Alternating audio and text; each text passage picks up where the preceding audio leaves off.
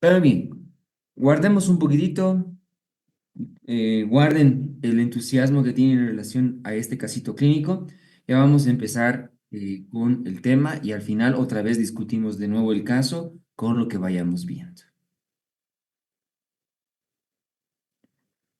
Bien, la endometriosis se define como la presencia de tejido endometrial fuera de la cavidad uterina. Es decir, estamos hablando de que el endometrio se vuelve ectópico, está en otro lugar donde no le corresponde. Esta patología ha ido, entre comillas, un tanto en ascenso durante los últimos años y está empezando a tener mucha repercusión, puesto de que muchas de estas pacientes tienen una perspectiva de una alteración en la fertilidad. Además de que considera una de las tantas causas de dolor pélvico crónico que hace que el tratamiento sea de difícil manejo número uno, porque esta patología se diagnostica un poquito tarde. La bibliografía dice, ¿no?, que entre 5 a 8 años de haberse iniciado la endometriosis es que recién se diagnostica. Y este detalle también interfiere en que el tratamiento es complejo de realizarlo. El abordaje en sí también de la paciente con endometriosis es de minucioso cuidado y de múltiple estudio, y la clínica suele ser bastante inespecífica. ¿Por qué se produce una endometriosis? Y tenemos que tener en cuenta que hay varias teorías, de las cuales la más representativa es la teoría de Samson o aquella que habla de la menstruación retrógrada o el flujo retrógrado. Sabemos bastante bien de que la menstruación debería exteriorizarse por el cuello del útero, pero por alguna situación antiperistáltica haría de que la menstruación vaya, entre comillas, alrededor, digo, al revés, por la trompa y que el tejido endometrial se pueda implantar en otros lugares. Teniendo en cuenta de que el principal órgano en el cual hay afectación va a ser el ovario por la salida acerca de las trompas de falopio. ¿Ya? Esta es la teoría más acertada. Pero tenemos otras teorías que también hablan acerca de la probabilidad de la endometriosis. Una es la teoría metaplásica, que habla acerca del cambio de epitelio que puede tener el endometrio hacia tejidos contiguos, ¿no? Esto explicaría el por qué algunas pacientes que no necesariamente tienen factores de riesgo exclusivos, pero pueden llegar a tener endometriosis. Tenemos también aquellas pacientes que, digo, la teoría hematógena, que por alguna irradiación de la vía circulatoria podrían migrar el tejido endometrial a otro lado, ¿no? Como ser en los casos que se ha descrito en pleura, se ha descrito en pericardio, en la endometriosis, sería uno. Otro está en función a los remanentes de los conductos de Müller. En la etapa embrionaria, los conductos de Müller son los encargados de formar los órganos de trompas, útero y el tercio superior del cuello del útero. Entonces, en alguna de estas células tal vez se irradió y se quedaron en otros lugares y evidentemente formó tejido endometrial que no era correspondiente al endometrio como tal. O por una extensión directa, ¿no?, que se pueda formar la endometriosis. Tenemos que tener en cuenta también que una vez que vemos las probables etiologías, hay un factor hormonal muy importante al momento de hablar de la endometriosis. Y es que la endometriosis es una enfermedad o estrógeno dependiente. Esto explica por qué no hay endometriosis en las etapas primordiales de la vida, es decir, en la niñez, y por qué también no encontramos endometriosis en casos de menopausia o más adelante. También interferiría en por qué las pacientes embarazadas como tal tampoco tendrían la chance de hacer la génesis de de la endometriosis. Y que se llama que, más al contrario, un nivel rico de progesterona favorecería la irradiación de los implantes endometriósicos, porque un medio alto en contenido de progesterona produce atrofia endometrial. Este es un dato muy importante. También la endometriosis tiene un factor genético. se ha demostrado que los antecedentes familiares de primer grado y hasta inclusive de segundo grado tienen una relación a que la paciente pueda presentar endometriosis, ¿ya? Y en relación al factor genético, la bibliografía también nos dice que las pacientes con contaminación por dioxina tienen mayor chance de hacer endometriosis. De estos factores, uno de los más imprescindibles y prácticamente para entender la fisiopatología está en relación al factor inmunitario. En pacientes con endometriosis que hayan sido sometidas a una biopsia por la paroscopía, se ha demostrado de que el medio de ese peritoneo se encuentra muy elevado citoquinas proinflamatorias, ¿no? Como por ejemplo interleucina 1, interleucina 6 e interleucina 8. Ya de por sí tenemos que tener en cuenta de que el ambiente de la endometriosis es proinflamatorio, va a haber mucha inflamación y va a haber una sobrecarga de hierro. Esto debido al implante endometrial y va a generar un estrés oxidativo. El aumento de las citocinas con el estrés oxidativo hace que ese ambiente sea muy inflamatorio. Si bien aumentan circularmente los macrófagos, la actividad fagocítica de estos mismos está muy disminuida. Esto explicaría por qué la endometriosis no se puede limpiar por sí misma, porque hay situaciones como las citocinas y el estrés oxidativo que hacen de que los macrófagos no fagociten ese tejido ectópico y más al contrario pueda seguir creciendo y creciendo y creciendo.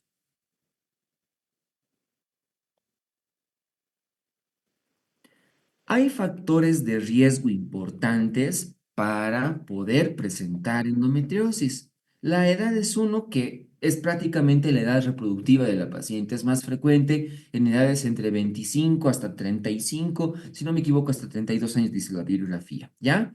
Pacientes con alteraciones del flujo menstrual, aquellas pacientes que tienen un flujo aumentado o pacientes que tienen un ciclo menstrual más corto, tienen más chance de hacer endometriosis. En relación al peso, pacientes altas y con un índice de masa corporal bajo tienen mayor chance de hacer endometriosis. Las pacientes que no tienen embarazo tienen más chances de hacer endometriosis, es decir, las pacientes nulíparas. Y como ya habíamos visto hace rato, antecedentes familiares de endometriosis, también hay chances de poder realizar esta misma. Tenemos que tener en cuenta, en función a la clínica y al examen físico, que la endometriosis es una enfermedad muy, en algunos casos, inespecífica, puesto de que su síntoma cardinal es el dolor pélvico, y a predominio del periodo menstrual, la dismenorrea. Pero múltiples patologías pueden presentar o bien dolor pélvico crónico o bien dismenorrea. De ahí es que algunos otros síntomas también son característicos. Hablemos primordialmente de la dismenorrea. La dismenorrea es progresiva y limitante. ¿Qué significa? Que cada vez le duele más a la paciente. Pasa el tiempo y le duele más y la paciente puede referir, doctor, me duele ahora la regla más de lo que me dolía el año pasado o el anteaño pasado o el anteaño pasado. Esa es la característica de ser progresiva. O que sea limitante, ¿qué significa? Que son pacientes que coinciden que la menstruación les imposibilita realizar sus actividades cotidianas, ¿no? Aquellas que dicen, doctor, prácticamente la menstruación me deja en cama. Otro de los síntomas es la dispareunia, el dolor durante la actividad sexual. Y el hecho de que haya dolor en la actividad sexual significaría de que esa endometriosis ya se implantó en relación al fondo de saco o a los tabiques que existen delante y detrás del útero. El que haya dispareunia siempre revelaría una irradiación mayor de la endometriosis. Y otro detalle importante es la infertilidad. Pacientes que no logran conseguir una gestación, ya habíamos visto hace rato por la fisiopatología, por un ambiente proinflamatorio con alto índice de sustancias de citoquinas harían de que las pacientes no logran una gestación y que además puedan tener antecedentes de irregularidad menstrual. El examen físico se vuelve un tanto igual de difícil acceso, puesto de que la endometriosis, al ser una enfermedad primordialmente microscópica y a la larga intraabdominal, pues múltiples patologías pueden simularla. Pero dentro del examen físico, ¿qué es lo que nos interesa realizar? El tacto vaginal. La movilización del cuello del útero en una primera instancia con presencia de dolor hablaría de afectación del tabique. Y si palpáramos mediante el tacto vaginal una masa, hablaríamos ya la presencia de un quiste endometriósico que la bibliografía lo llama como endometrioma. Es un quiste de contenido achocolatado, muy doloroso a la movilización y al tacto. La exploración abdominal puede referir el mismo abultamiento en función a una de las fosas ilíacas para un endometrioma o en algunos casos también puede haber signos indirectos de endometriosis en relación a la palpación abdominal, a los ruidos hidroaéreos, porque si esos tejidos endometriales se implantaron, por ejemplo, en peritoneo, pueden producir distensión abdominal, pueden producir constipación como síntomas digestivos. Puede producir síntomas urinarios si estos focos endometriósicos también se implantaron en uréteres, ¿no? Pacientes que van a tener disuria o alteraciones urinarias a predominio del periodo menstrual. Y en aquellas pacientes raras, pero con probable implantación de tejido endometriósico en pulmón, en pleura, van a presentar síntomas pulmonares.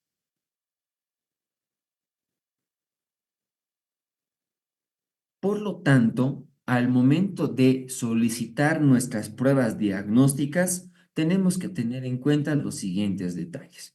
Que el gol estándar, es decir, el diagnóstico definitivo de la endometriosis, es la biopsia mediante una laparotomía o una laparoscopía. La bibliografía se apoya más en función a la laparoscopía por ser un método menos invasivo desde el punto de vista de diagnóstico y puesto que el tratamiento también está entre las alternativas, la electrofulguración de las lesiones que puedan haber. Por eso es que es más práctico y menos invasivo la laparoscopía. Pero también tenemos otros medios de diagnóstico que apoyan a un probable diagnóstico, como por ejemplo la dosificación de CA 125. Valores superiores a 30 unidades sobre litro serían sugestivos para la patología. Valores superiores a 100 son más sugestivos para cáncer de ovario. Por eso es que la bibliografía nos dice que es importante tener en cuenta los valores porque el diagnóstico diferencial para esta prueba justamente es el CA de ovario. Tenemos otro que es la ecografía. La ecografía en unos estadios iniciales no va a permitir hacer el diagnóstico de una endometriosis, puesto de que pueden ser los focos microscópicos. Pero cuando es bastante sugestivo el diagnóstico para endometriosis, cuando tengo un endometrioma. Y el endometrioma se ve prácticamente este patrón de vidrio esmerilado, y cuando hay quiste endometriósico es porque la paciente ha cursado con endometriosis y ha evolucionado hacia un quiste. Otro método de diagnóstico es la resonancia magnética. Su sensibilidad es mucho superior a la ecografía, pero evidentemente con un costo superior. Pero ¿qué podríamos ver en una resonancia magnética?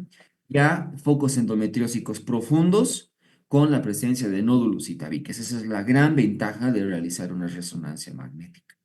Y que cuando tenemos una endometriosis profunda es porque ya hay lesiones mayores a 5 milímetros. Al momento de realizar una laparoscopía, también podríamos ver el tipo de lesiones que tenemos, ¿no?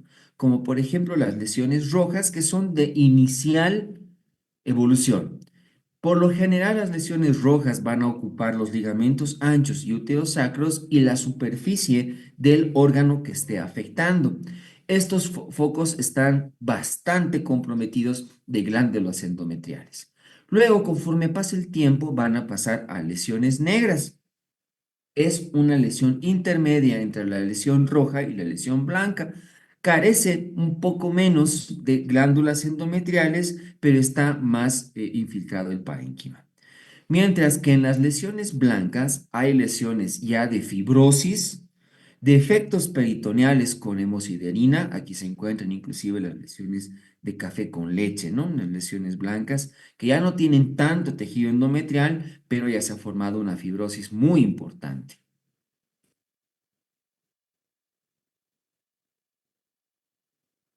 La clasificación de la endometriosis se basa en la Sociedad de Medicina Reproductiva, quien estableció con unos parámetros de puntaje que puedan volverse en una endometriosis mínima del puntaje de 1 a 5, leve del 6 al 15, moderada del 16 al 40 y de severa que sea mayor a 40 el puntaje, donde los parámetros para valorar justamente este puntaje están en función a tres situaciones: la endometriosis como tal, la presencia de adherencias o la presencia de alteración del fondo de saco de Douglas. En función a la endometriosis, puede ser superficial y profunda o puede ser la afectación ovárica superficial o la presencia de un quiste. Miren, aquí podemos ver las lesiones profundas y las lesiones del quiste ovárico son las que tienen mayor puntaje. Siempre las lesiones superficiales tienen menos tendencia al puntaje. En relación a las adherencias, que se llama, aquí podemos ver que adherencias laxas, ¿no? Ya sea de trompa o de ovario, tienen puntajes menores. Adherencias firmes tienen mayor puntaje, esto en relación al compromiso del menos de un tercio, entre un tercio a dos tercios o que sea más de dos tercios las adherencias con órganos vecinos. En relación al fondo de saco de Douglas, una obliteración parcial del fondo de saco de Douglas solo tendría un puntaje de 4. Pero miren, aquí podemos ver netamente a 40 puntos si solamente estuviera obliterado el fondo de saco de Douglas en su totalidad. Entonces recordemos que estos puntajes hacen las cuatro clasificaciones para la endometriosis.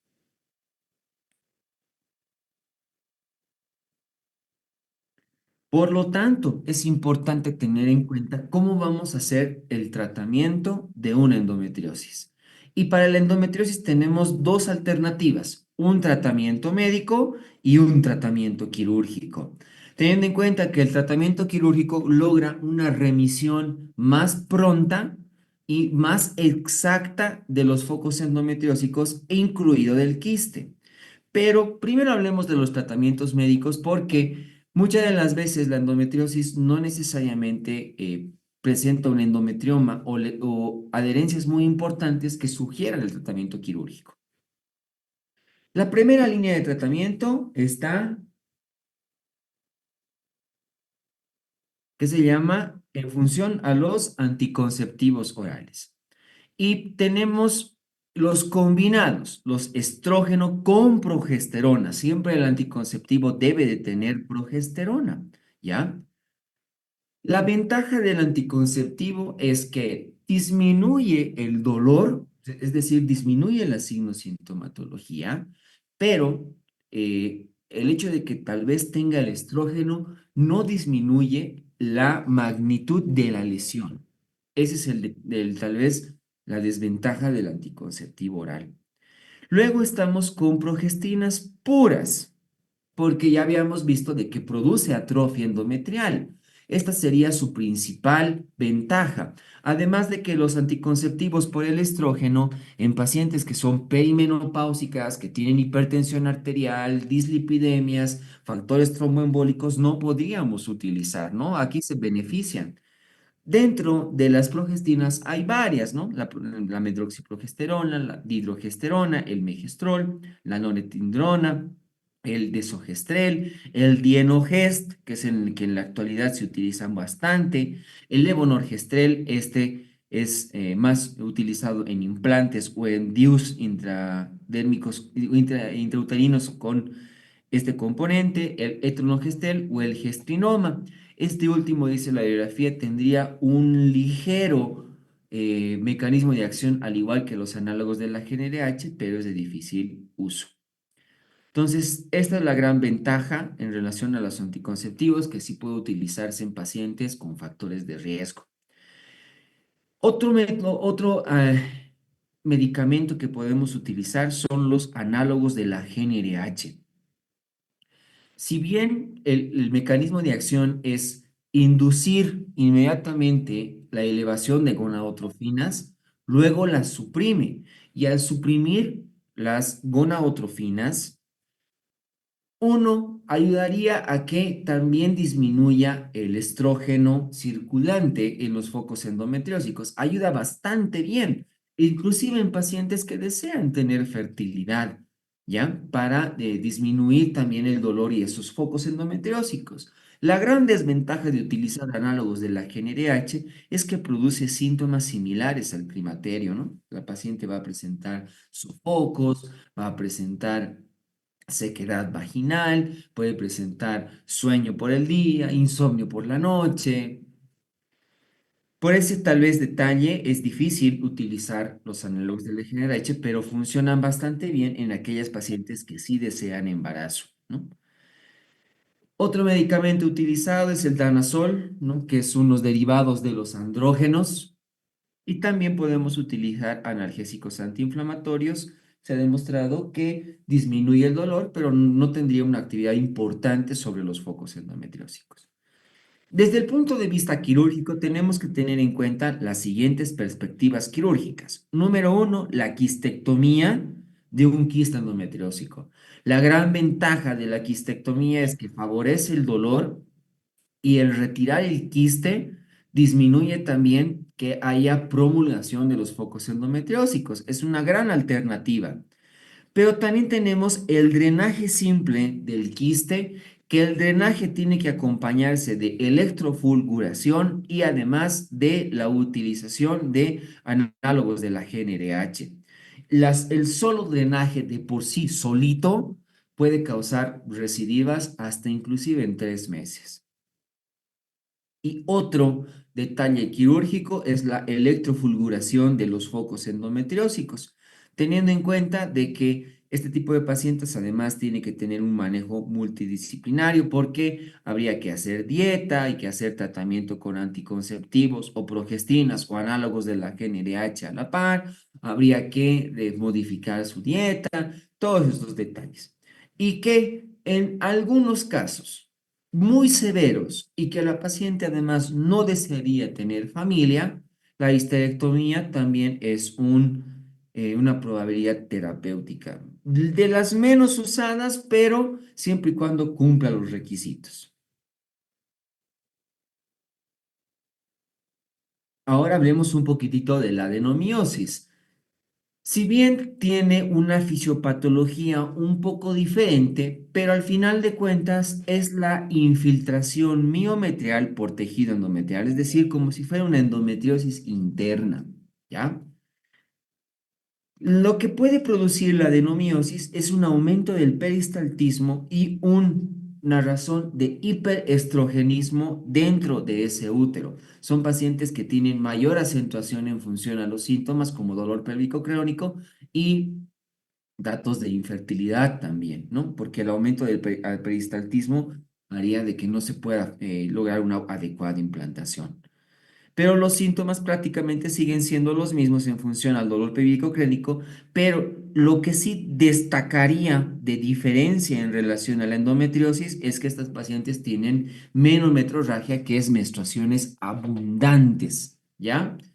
Para el diagnóstico podemos utilizar la ecografía, ¿no? Aquí podemos ver un útero aumentado de tamaño con una presencia de unos quistes alrededor del tejido miometrial y el diagnóstico también de elección sería con resonancia magnética, que al igual que la endometriosis aumenta la sensibilidad, pero es más costoso evidentemente. Para el tratamiento sería terapia hormonal con los mismos medicamentos que habíamos visto en endometriosis, donde la alternativa terapéutica está en lo quirúrgico. Podríamos realizar embolización de la arteria uterina o definitivamente la histerectomía es el tratamiento de elección en adenomiosis, especialmente en casos de que la paciente no deseara progenie, es decir, fertilidad.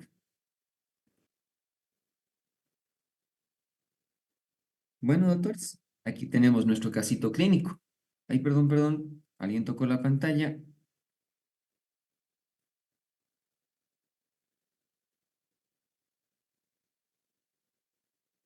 Bien. Nuevamente tenemos una paciente de 28 años de edad, antecedentes de ningún embarazo previo. Dismenorrea progresiva desde hace 3 años. En los últimos meses refiere náuseas y vómitos de tipo alimenticio de forma esporádica y constipación a predominio del periodo menstrual. Refiere de que a pesar de no usar un método anticonceptivo, no logra un embarazo. Signos vitales estables y a la exploración física es un abdomen con leve distensión sin la presencia de irritación peritoneal. Sí, laboratorios aparentemente normales a la espera de su CA 125. La ecografía reporta un quiste de ovario izquierdo de 2 centímetros con patrón de vidrio esmerilado y la paciente es de actividad de cajera de banco.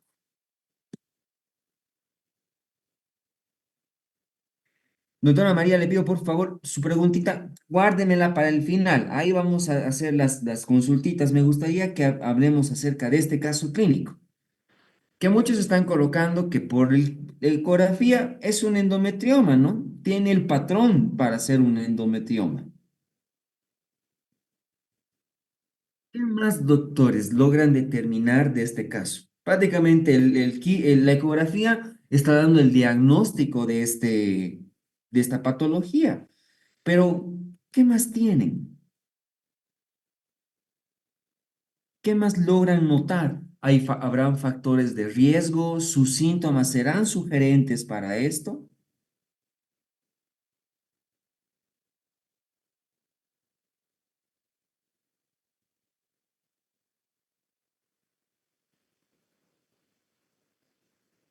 Ya, uno es importante que no tiene embarazos previos, ¿no?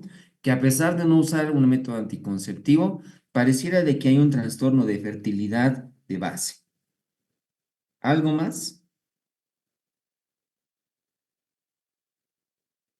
Alguien coloca implantación intestinal, es muy probable. ¿Por qué? Porque tiene más que aparte de la dismenorrea progresiva, hay síntomas gastrointestinales, náuseas, vómitos, constipación. Muy bien, la edad es otro factor como para que esta paciente pueda tener endometriosis.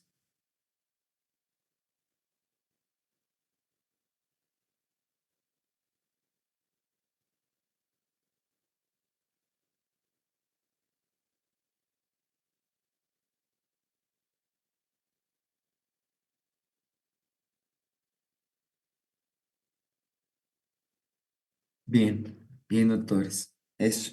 Siempre es importante valorar los factores de riesgo, la signosintomatología, ¿no? Si bien la ecografía nos decía prácticamente el diagnóstico aquí, pero siempre es imprescindible valorar también los otros detalles.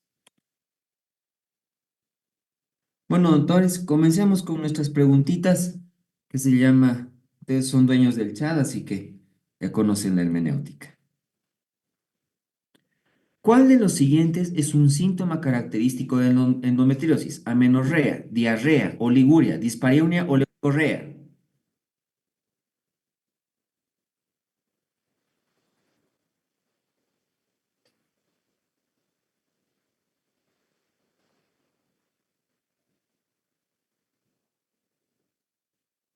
Va.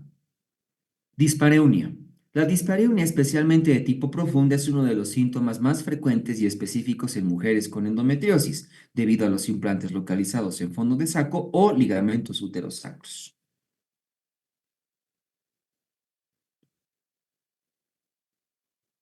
¿Qué marcador puede elevarse con mujeres con endometriosis? Sea 125, HCG, FSH, antígeno prostático o testosterona.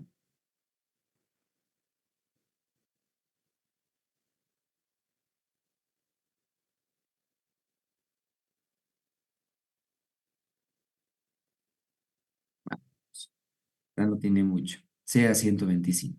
Aunque inespecífico, el CA 125 puede elevarse en casos de endometriosis, especialmente en formas avanzadas. No se utiliza para el diagnóstico, pero puede apoyar el seguimiento.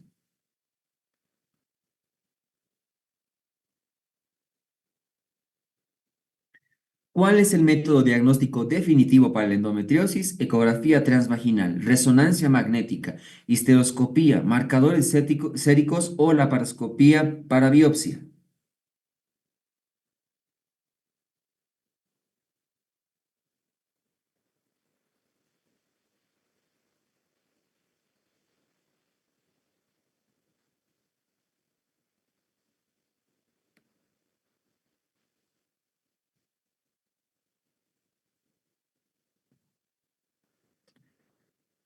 Biopsia por laparoscopía.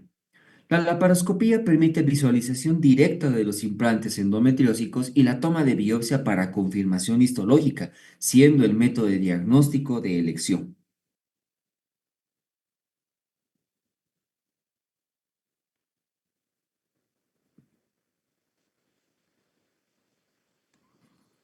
¿Cuál es el tratamiento hormonal más comúnmente utilizado en endometriosis?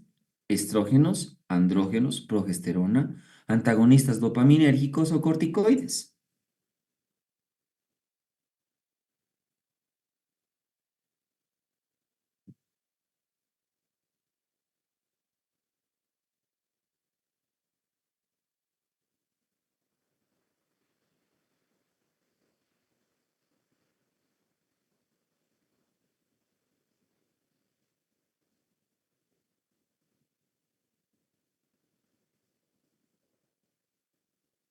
Si fuera estrógeno puro, la verdad no sirve para nada, doctores, ¿ya? Si es combinado, podría ahí ser la alternativa. Pero la bibliografía también nos refiere, ¿no? Que por evitar los factores de riesgo, los más utilizados son los progestágenos. Los tratamientos hormonales que contienen progestágenos suprimen la ovulación y disminuyen la actividad del endometrio ectópico, perdón, aliviando los síntomas. Entonces, sí, son progestágenos.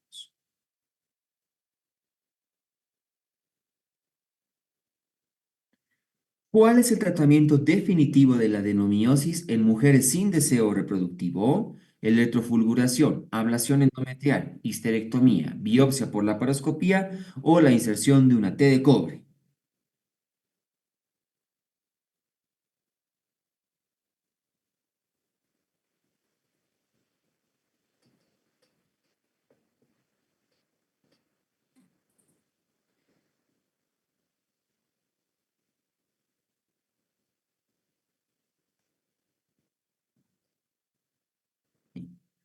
La histerectomía. La histerectomía es el tratamiento definitivo para la adenomiosis en pacientes que no desean fertilidad, ya que elimina la fuente del sangrado y del dolor.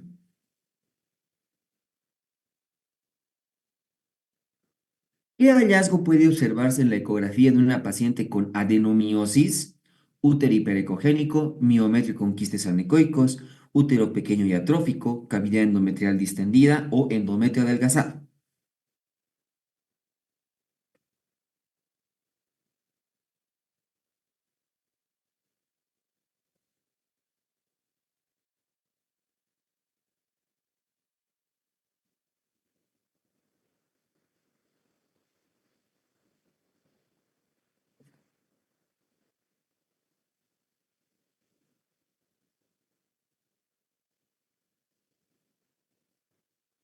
Miometrio con quistes anecoicos.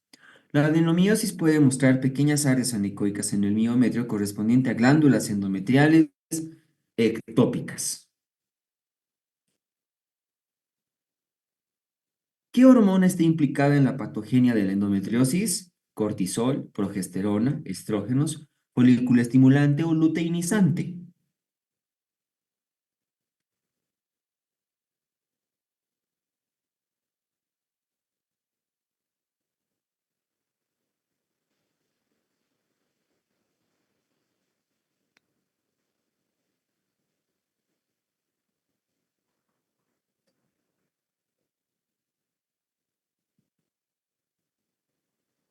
Los estrógenos, ¿no? La endometriosis es una enfermedad estrógeno dependiente, ya que estas hormonas estimulan el crecimiento del tejido endometrial ectópico.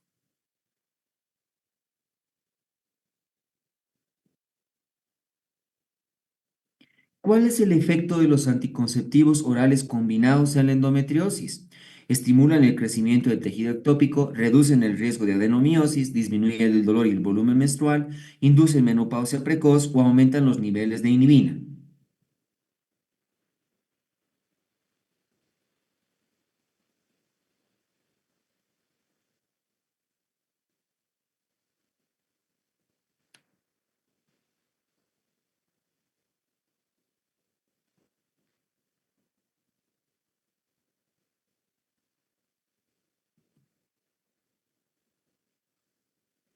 Sí, disminuyen el dolor y el volumen menstrual.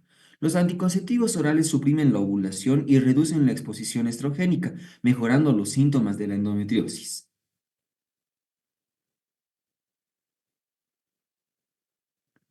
Para el tratamiento médico más utilizado, ¿cuál es el tratamiento médico más utilizado para inducir pseudomenopausia en pacientes con endometriosis severa?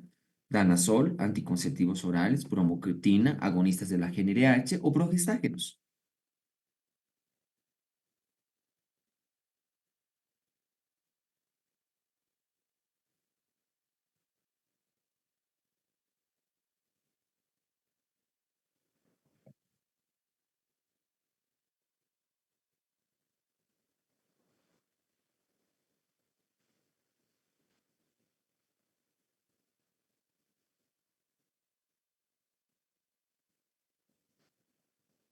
Agonistas de la GnRH. Los agonistas de la GnRH suprimen la secreción de gonadotrofinas, disminuyen la producción de estrógeno y producen un estado pseudomenopáusico que es reversible.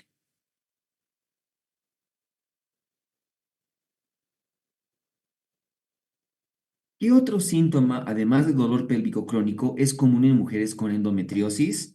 Dolor lumbar al esfuerzo, disuria cíclica, secreción fétida, prurito vulvar o incontinencia urinaria.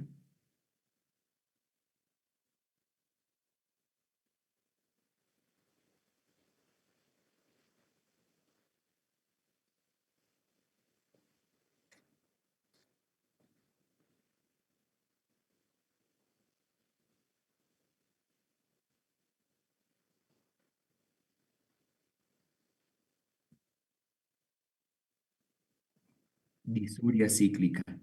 Cuando los implantes endometriósicos afectan la vejiga o el área vesicouterina, pueden causar disuria especialmente durante la menstruación.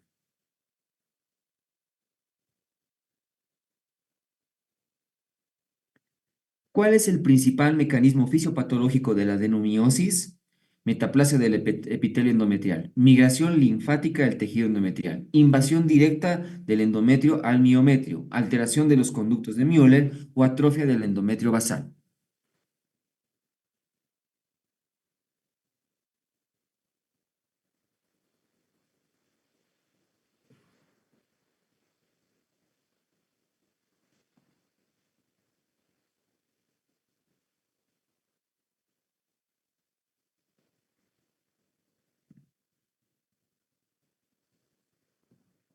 Invasión directa del endometrio al miometrio. En la adenomiosis, el tejido endometrial invade el miometrio generando útero aumentado de tamaño, dolor y sangrado uterino anormal.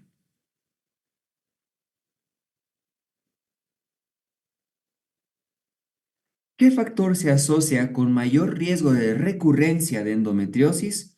Uso de anticonceptivos orales, electrofulguración de implantes, edad mayor de 40 años, drenaje de un quiste o análogos de la GnRH.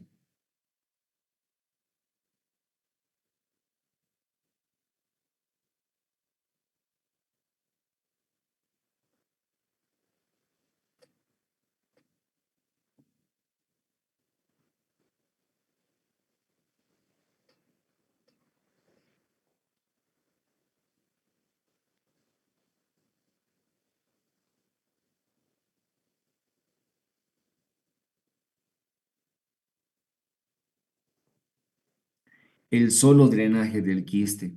La ausencia de tratamiento médico después de un drenaje de quiste sin electrofulguración aumenta el riesgo de recurrencia de la endometriosis. Sí o sí hay que quemar esa cápsula y además darle tratamiento si solo haríamos drenaje.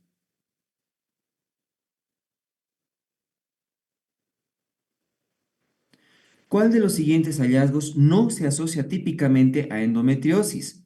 Dispareunia, hipermenorrea, infertilidad, dolor pélvico, constipación.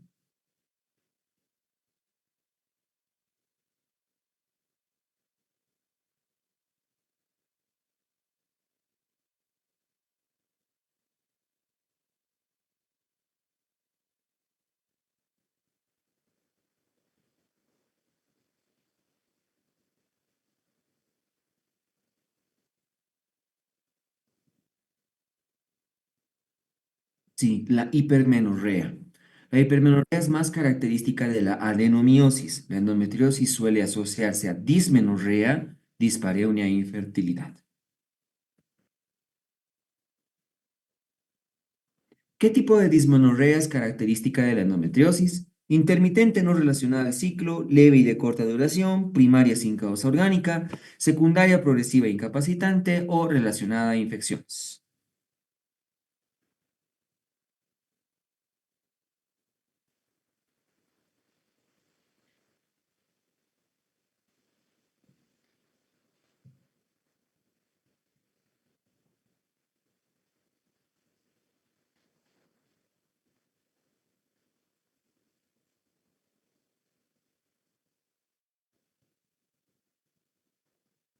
Si es secundaria, progresiva e incapacitante además. La dismenorrea secundaria en la endometriosis suele ser severa, persistente, aumenta con el tiempo, interfiriendo en la calidad de vida.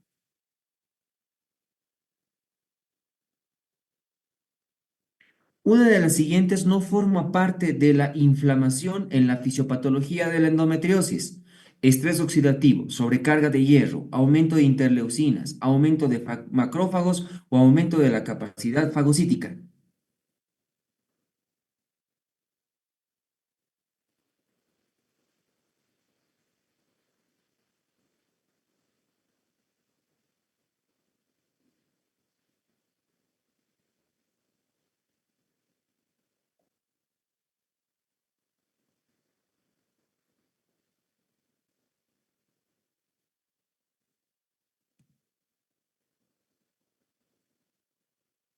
Aumento de la capacidad fagocítica. La sobrecarga de hierro incrementa la actividad inflamatoria de los macrófagos y dicha actividad altera la capacidad fagocítica de estos últimos, impidiendo una adecuada limpieza de la cavidad pélvica.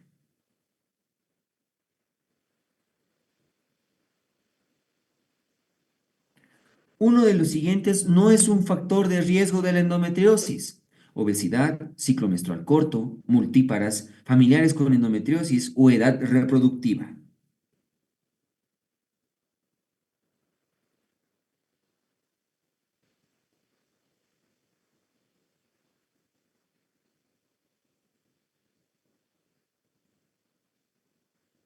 Por si acaso hay una respuesta más, ¿ya?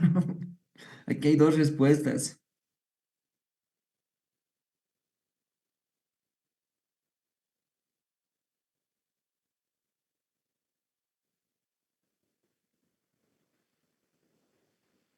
Y sí, la mayoría está de acuerdo, está bien, es la multiparidad, pero el otro es la obesidad también, doctores, ¿ya?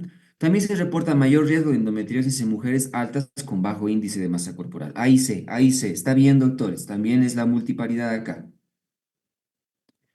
Los parches peritoneales café con leche son característicos de la lesión endometriósica, lesiones rojas, lesiones negras, lesiones blancas, el endometrioma o la adenomiosis.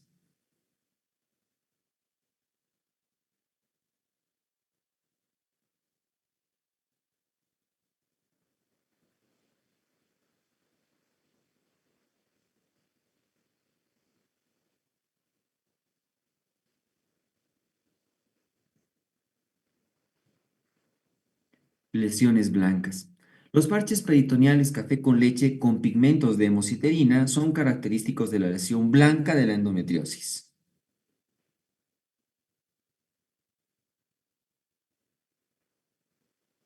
La obliteración total del fondo de saco de Douglas en la lesión de la endometriosis corresponde a endometriosis mínima, endometriosis leve, endometriosis moderada, endometriosis grave o adenomiosis focal.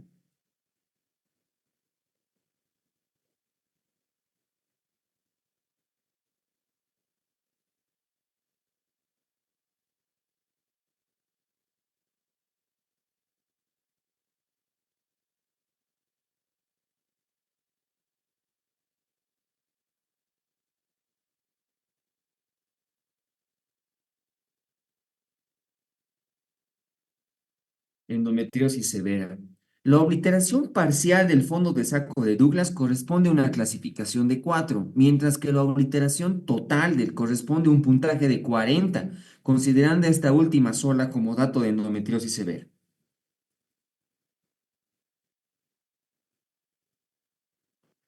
El tratamiento de pacientes con endometriosis y con deseos de gestación se realiza con qué medicación: progestágenos, anticonceptivos combinados, análogos de la GnRH, el danazol, el ibuprofeno.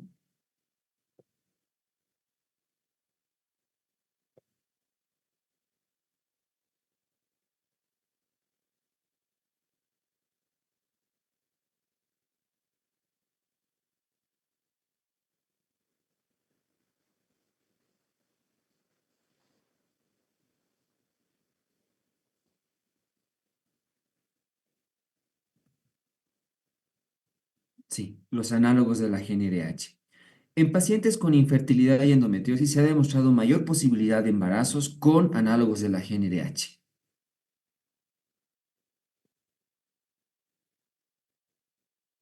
Muchísimas gracias, doctores, por su atención. Yo quedo ahora pendiente a todas sus preguntas.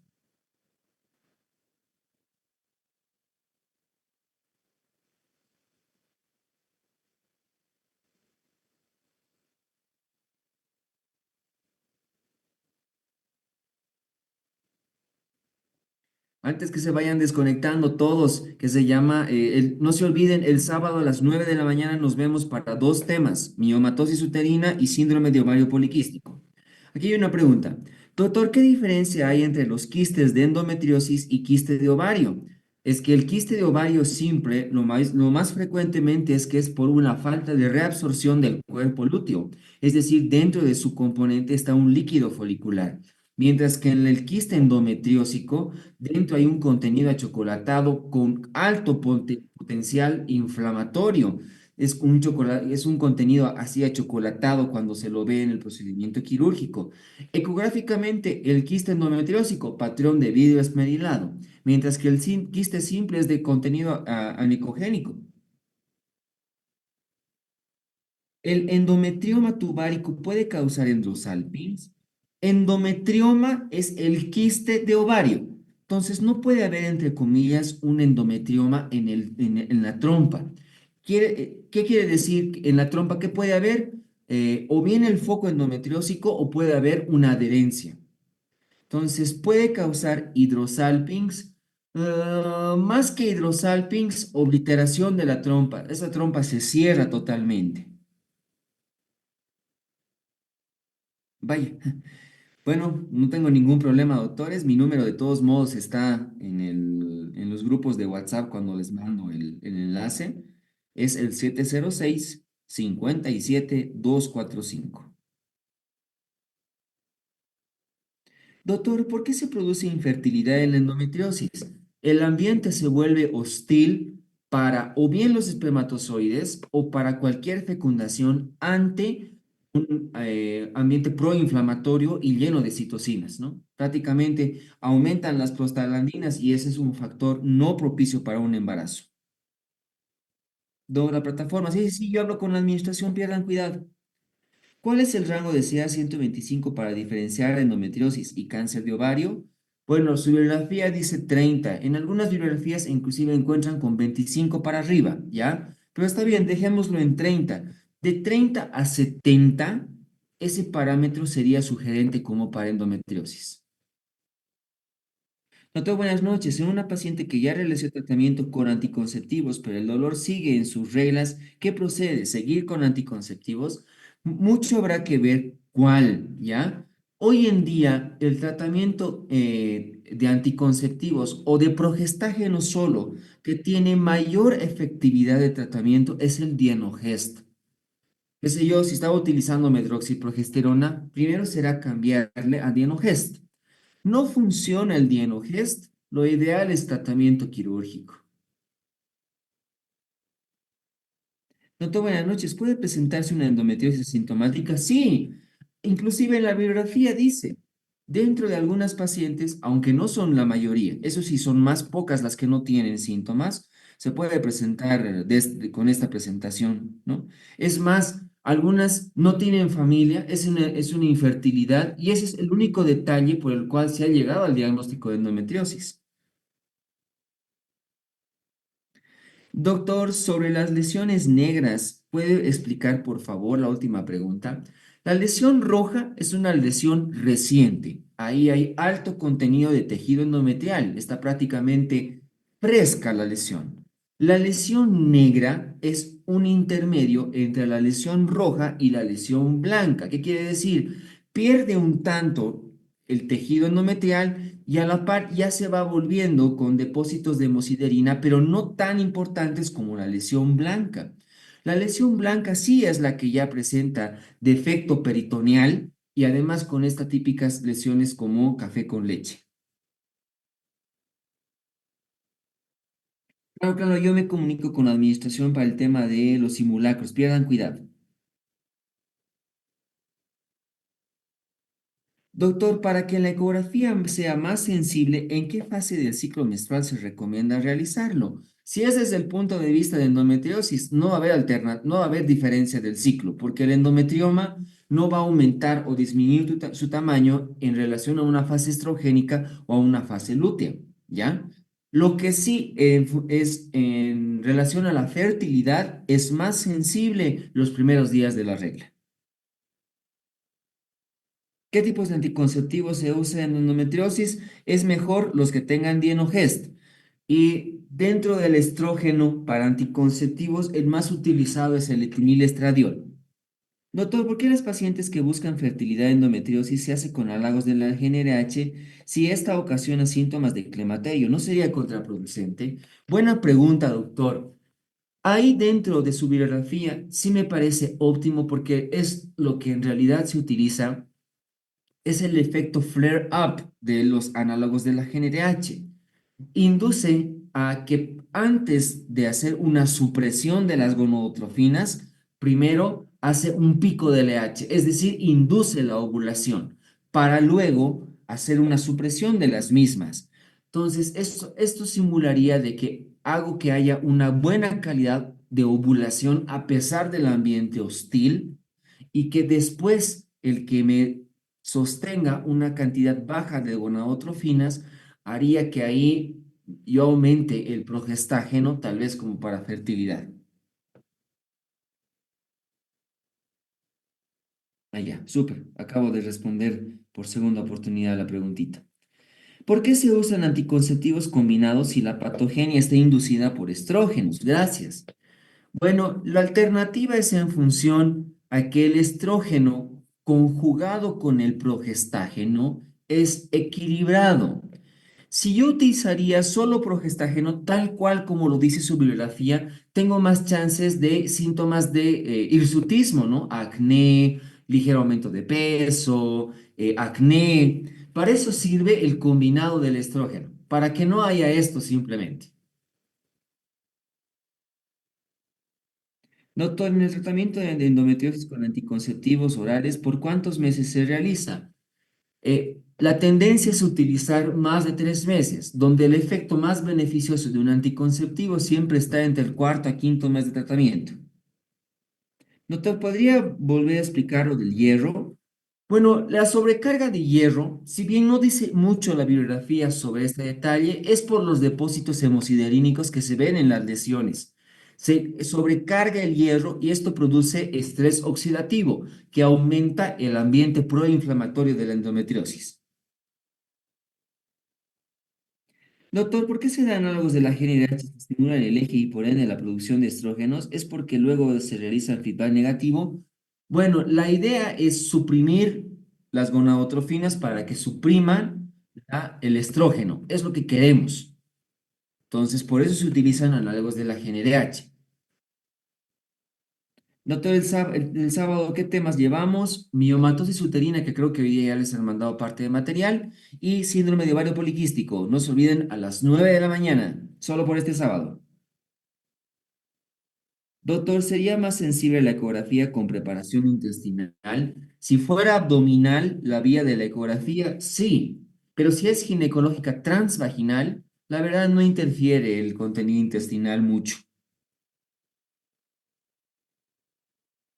Doctor, buenas noches. En el diagnóstico de endometriosis se menciona la resonancia magnética como mejor método de diagnóstico en cuanto a imágenes, pero luego especifica la ecografía transvaginal previo vaciamiento intestinal, endometriosis profunda. ¿Cuál sería de los dos el mejor? Vuelvo a recalcar, la ecografía lo está colocando, yo creo, así a secas, ¿ya? ¿Cuándo es mejor con vaciamiento intestinal? En ecografías por vía abdominal, pero cuando es ginecológica transvaginal, la verdad no hay mucha diferencia. La gran ventaja de la resonancia magnética es que inclusive me daría datos de lesiones de hasta inclusive 5 milímetros, que la ecografía probablemente no lo vaya a ver.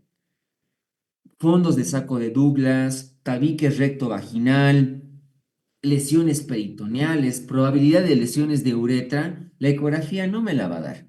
Quien me la va a entregar es la resonancia magnética. Desventajas, el costo. Y además, a no toda paciente es candidata a resonancia magnética, ¿no? Tendría que tener síntomas sugerentes de irradiación o bien uretral, vejiga o de intestino.